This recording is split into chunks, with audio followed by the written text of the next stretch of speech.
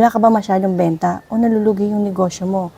Huwag kang mag-alala dahil baka kulang lang sa tamang halaman yan. Online seller ka man o may-ari ka ng sari-sari store o restaurant, may swak na Lucky Plant na para dyan. Welcome to the world of plants where knowledge is your best tool. Dito sa Awit Checo, we make learning simple and cool. Magtanim at Ang Year of the Firehorse, sobrang lakas ng fire energy. Simple kasi ito ng bilis, tapang, ambition at risk-taking. Kaya maganda mag-start ng negosyo ngayon. Pero kung hindi balance, pwedeng masunog yung pera natin. Ibig sabihin, pwede tayong labas-labas ng pera, pero hindi tayo mag-generate ng income. Kumbaga, hindi tayo kikita. At syempre, ayaw naman natin yun, di ba?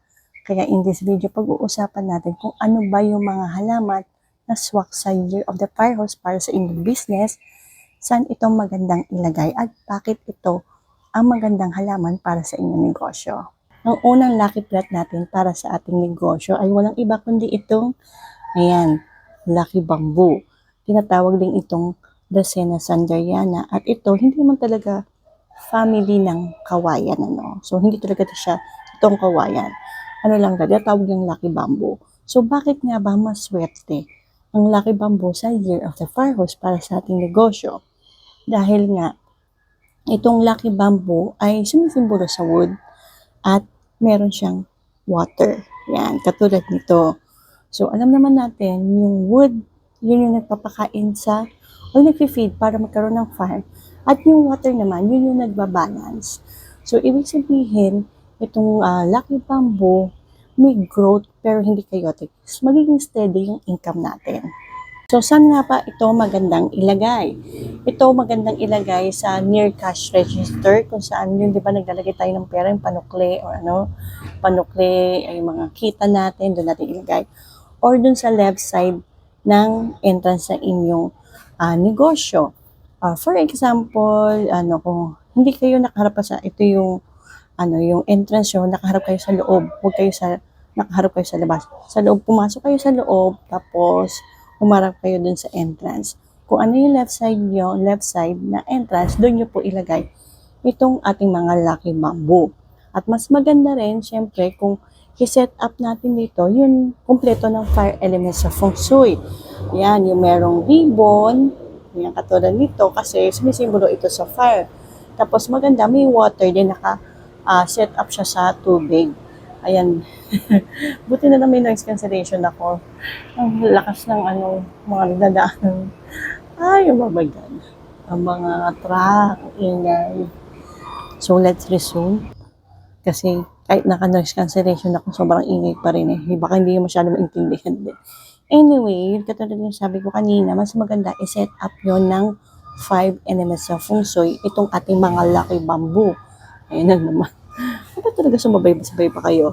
Ayan, meron tayong katulad nito, ilagay nyo sa clear glass yung walang crack, mas maganda yung walang crack, hindi maganda yun. Pag kailangan malinis at walang crack, ibig sabihin hindi basag.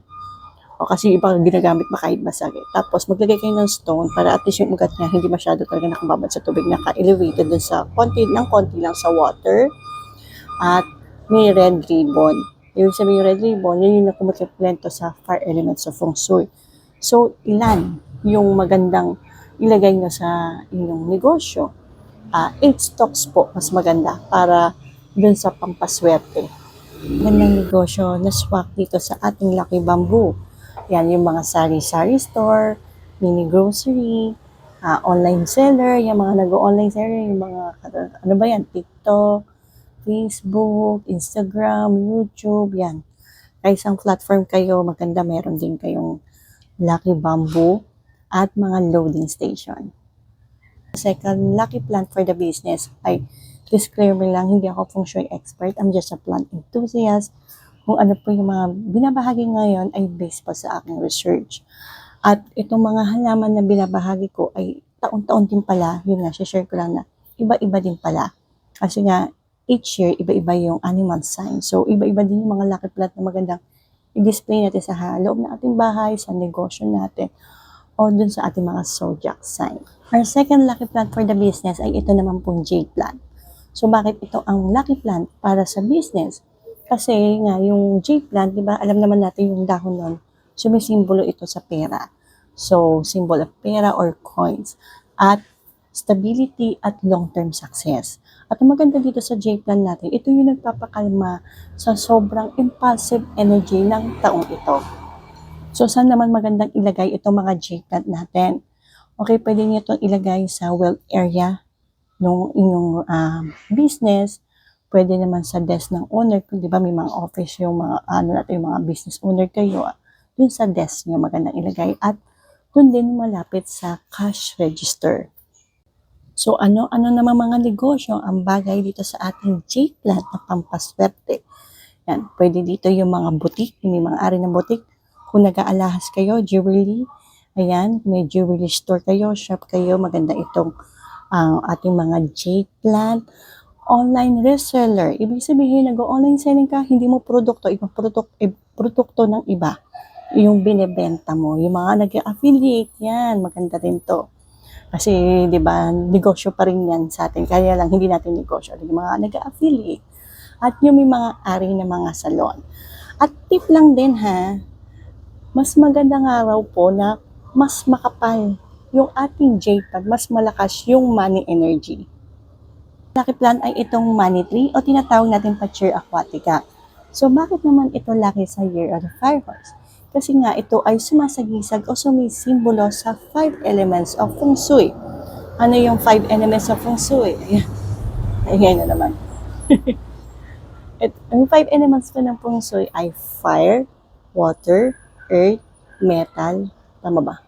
Wood, fire, air, metal, earth. Yan, tama.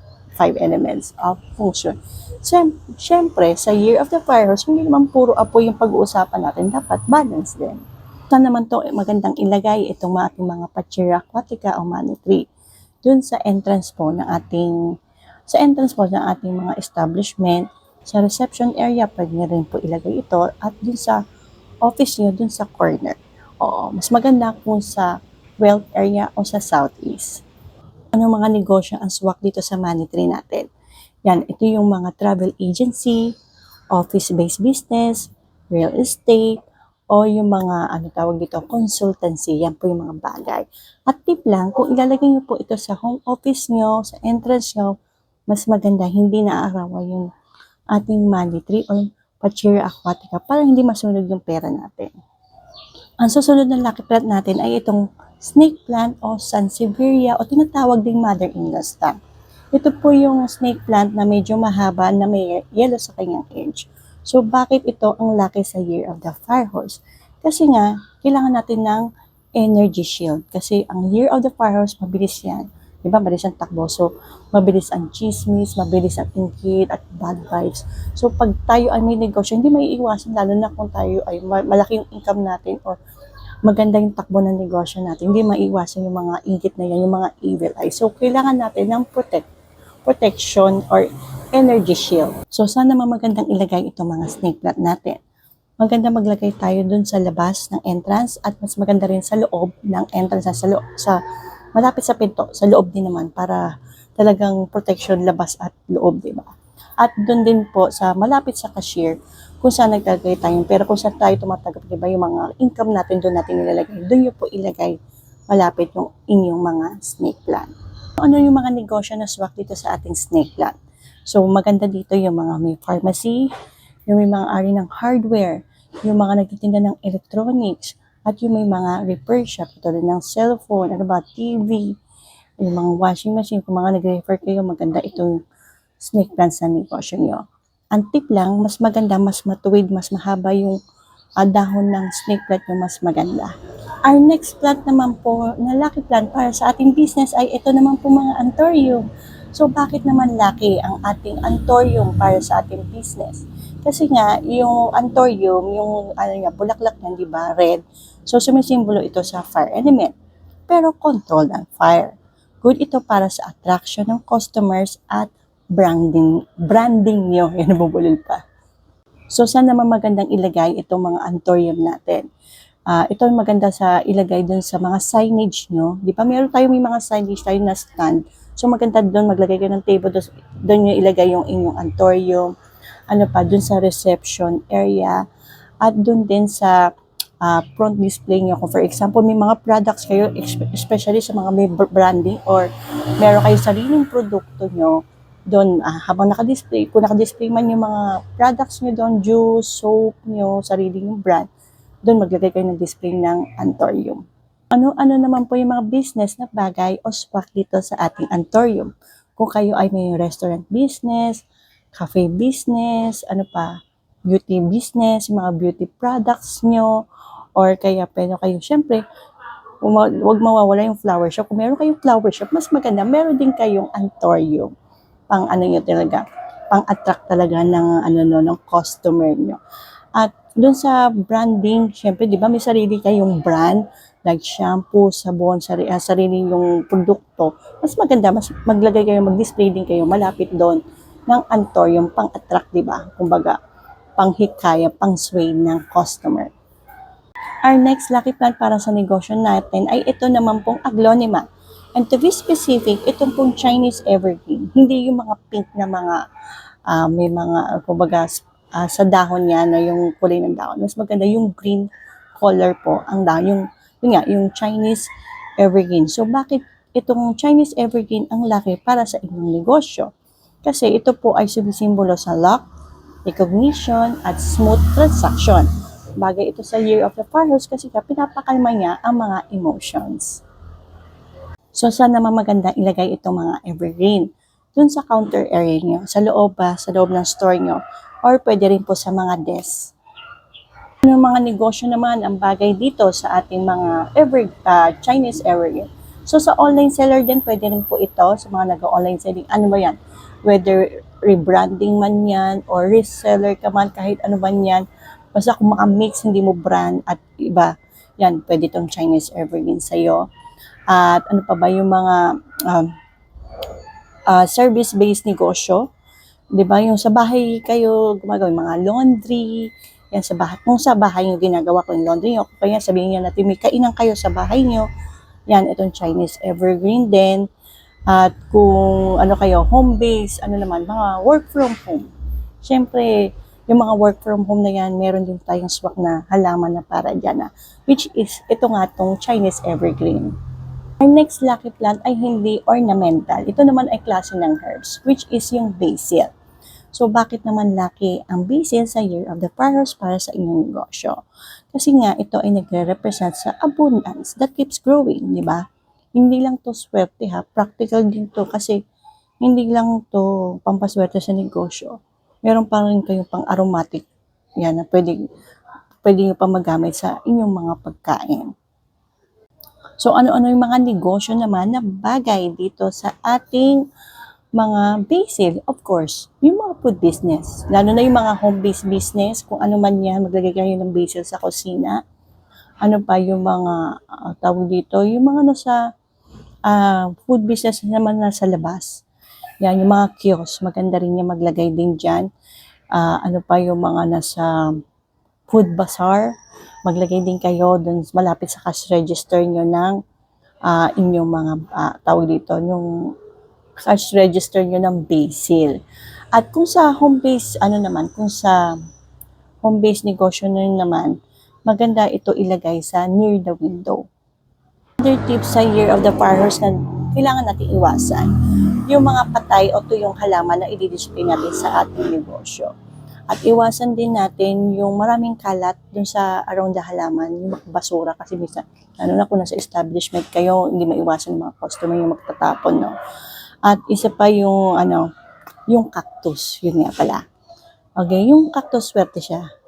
Pero pag sa negosyo nyo, iwasan nyo to. Lalo na kung maglalagay kayo ng cactus dun sa malapit sa cash register. Imbes na papasok, baka nahaharang yun. So, iwasan nyo yung cactus sa negosyo. At iwasan nyo rin yung mga halaman na pampaswerte sa negosyo nyo na nakatanim sa red pots. Mas maganda, ibang color na lang, or white or green. Kasi yung green is symbol of money. Yung white is purity. So, kahit anong color ng pots nyo, iwasan nyo yung red pot. And reminder lang mga besh, ang halaman po ay hindi yan magic na magbibigay sa inyo agad-agad ng pera at swerte. alagaan natin yung halaman natin kung paano natin alagaan ang negosyo natin. Yun po ang importante. At syempre, sipag, tiyaga, at of course, dasal din para maging maganda yung takbo ng ating negosyo. And I hope nagustuhan niyo po ang video natin at topic natin ngayon. Until next time mga besh, bye and stay safe and happy at good luck sa mga magtatayo at mag-o-open ng kanilang mga negosyo ngayong Year of the Fire Horse.